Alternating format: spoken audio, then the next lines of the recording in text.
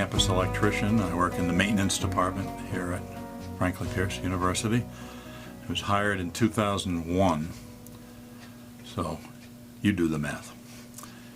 It's been a good road. Born in New York City in the Bronx, lived there the first 8 years and moved across the river to Ridgewood, New Jersey, and graduated high school, attended briefly college in Paramus, New Jersey, and then left school and moved to Temple, New Hampshire. And I've been in New Hampshire ever since, 1974 that was. It was kind of just a reset of myself here. Rob's awesome. I started working with him last year. My last day of classes, I was moving out all my stuff from my dorm, and he approached me and asked me if I wanted a job next year, and I said, sure, doing what? And he said maintenance. I told him I didn't even know how to change a light bulb, and he told me that was fine. He was offering me the job, and I took it, and it's been an amazing experience working with him. Each day, you know, you learn something new, even if it has nothing to do with maintenance. I'm learning about history, I'm learning about the randomest facts that he has to offer, and he honestly has been like a huge inspiration, like for me. It's changed like my whole outlook on like everything, which sounds really cliche, but he's become like my father figure on campus, and you know, someone who's always a phone call away no matter what I need to talk about. Just be like, I just need to work. So he's one of the best people I think I've ever met.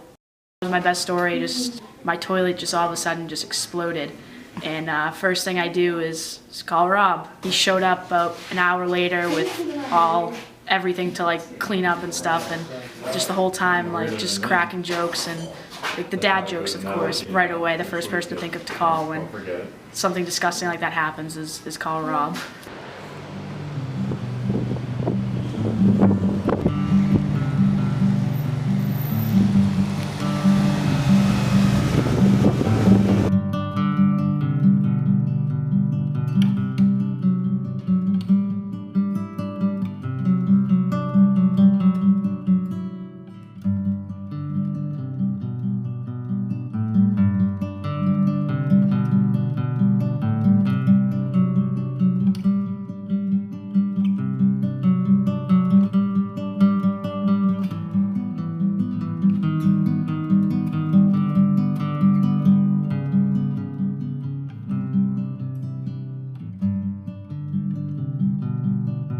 Sarah? Hey, Rob. How you doing? I'm good. How are you? Good. There's a lot of commotion out here. There's a Pictures tremendous of me. amount. In addition, this is my student helper, Nicole Amato, Hi. on the women's ice hockey team. Hi, Nicole. And you have another picture to hang. I do. We'll have a hook, I'll have to get a hook, and Okay. a tape measure, and Alrighty. do it and a pencil. I can give you a pencil. Okay, I'll take your pencil. That I got. All right, I'll be back shortly. Okay. Well, Rob's job is to be a handyman, work with facilities here on campus. He's in charge of this building. I met Rob probably down in one of the classroom buildings first. It might have been Crestview before it was torn down, or it might have been Petrocelli Hall. It's probably Crestview. And he was just in the building doing the things that he normally does, checking on things, hanging pictures, whatever needs doing. And so we just got to talking, and he's friendly and jovial, and over the course of, I don't know, it's been so many years, we run into each other at events and activities. I see him around and about in the buildings. Every time we pass on the roads in our vehicles, we wave because we know each other's cars. He's just been a good colleague and friend and member of the Franklin Pierce community. I know he's well loved on campus by everyone who knows him. What I know most about Rob is his love of baseball and all things associated with baseball. I think one of the first things I found out that he did was to relace gloves, which is something that not everybody can do, and that he had a fabulous baseball collection. I'm the mitt doctor for all the local high schools and colleges. Some of the former coaches here still send me mitts from the Midwest to relace and repair. Almost 100 mitts a season. My collection is not a bought one. I always like to know if somebody gave me a mitt, make sure that their family isn't going to want this mitt, but then I want a picture of that relative whose mitt it is, because I want the story. I want to know what's going on. So, because I really have loved the game and the history of the game. For the longest time, that's what I read, was the history of the game. I've since found, I guess there's other books to read other than baseball books, but it just was a natural fit for me to have the game itself and to collect the game, not so much baseball cards, although I grew up with them. I probably learned to read by baseball cards, but the history of the equipment, the evolution of different situations. And that sort of branched off because somebody said, I've got an old 1920s football, do you want that? And I said, well, that'll make a nice prop. And a lot of times I will lend people props. The Peterborough Players used my old 1920s Peterborough uniform with some equipment for the production of Our Town. So those things are just, it's a hoot to see, how you can use your stuff, and libraries have displayed my stuff. I most recently gave a lecture to the Nashua Public Library on a research project I did on the 1946 Nashua Dodgers. That has a Franklin Pierce connection as well, because the color barrier was broken in this state and in white professional baseball in 1946 with the Nashua Dodgers. Jackie Robinson was sent to Montreal, but 2 other Negro players went to Nashua. And that connection, which I uncovered fairly recent, was the 1969 honorary degree of Jackie Robinson at Franklin Pierce College. So you can kind of see how everything is sort of connected in my life, and it's that 5 degrees of Jackie Robinson or whatever it is, but I can tie baseball stories into every aspect of your life. That's been the driving point in my life, is athletics. I don't think any of the students realized that I was a fast pitch softball All-American, played high school basketball, baseball, football. I even threw the shot put. I played baseball for a non-affiliate semi-pro team in northern New Jersey called the Ridgewood Paramus Barons. Because it sort of gives me a little bit of credibility to some of these kids that I have played, and I know what an injury is all about. I know what a slump is like. All those things. Here we go, starting on speed. Ready, 2, 3, hit.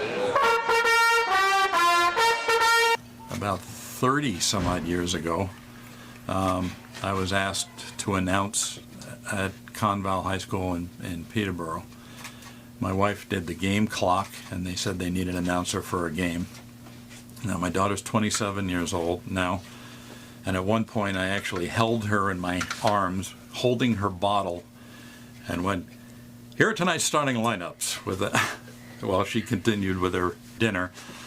But so I did it for 10 years, and I had to leave that job just because the work schedule was tough to get out and get to a game. So about 17 or 18 years ago, they were having trouble.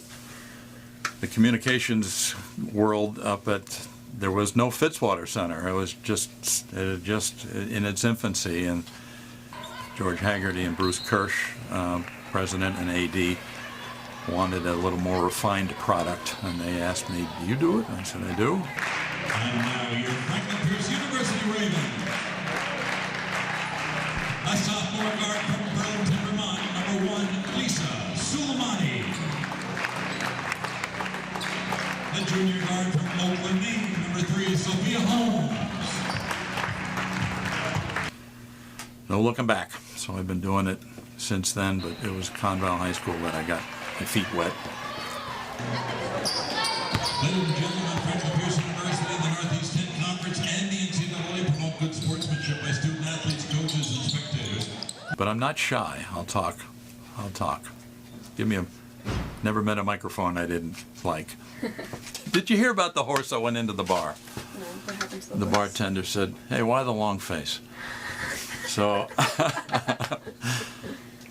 No, but that's what I had to spring on the crowd the other night. I didn't botch it either. I got it out without incident.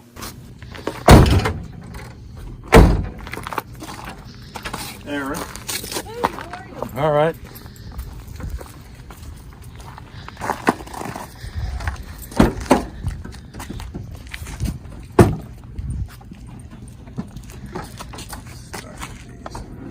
How you two hippies doing?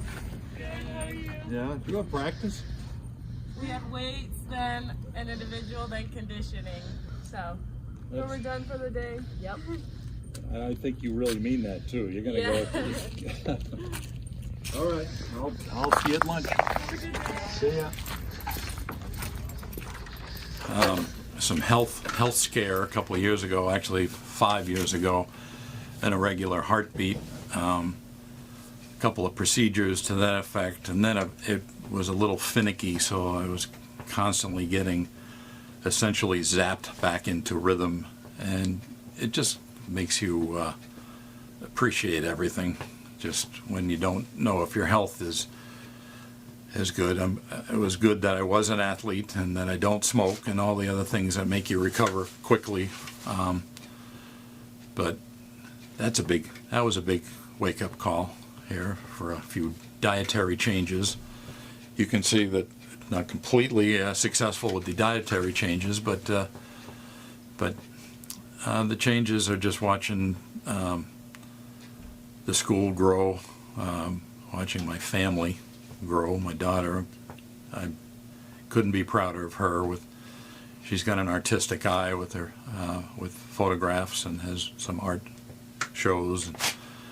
My wife is a wonderful gal. We've been married 35 years now, so we're just to watch her. She's a former athlete. I remember watching her with encouragement as she played at Keene State as a soccer player and is in their Hall of Fame as a soccer player, in her high school's Hall of Fame as well. And in both cases, with Title IX, they were the first programs in both of those locations, the first women's soccer at her high school and the first women's soccer at Keene State. So a pioneer.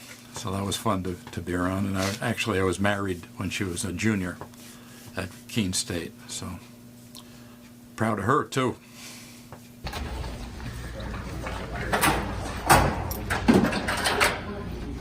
Still working?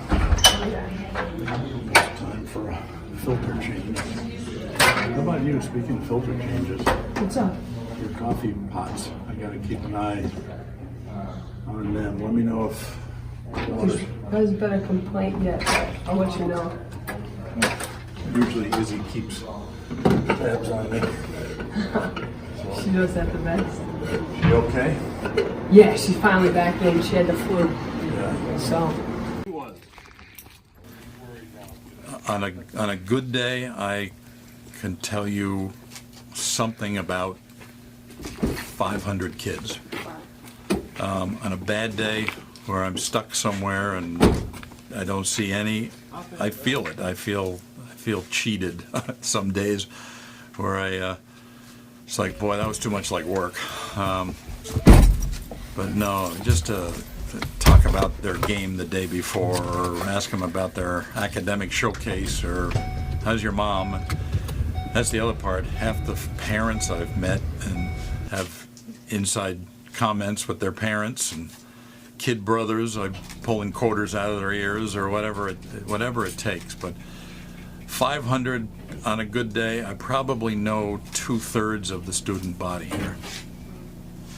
I've had students come out in this very office. I don't have a sticker on the door that says safe place, but I've felt that this office has been that for a lot of kids. Foreign students I've gotten very close with because they come a long way from home and really don't know the questions to ask. You know, where do I bring this paperwork? Who do I ask for this? Where do I go? So they've always gotten, I don't always know the answer, but I can sort of direct them in that kind of capacity. I've had kids share some incredible stories of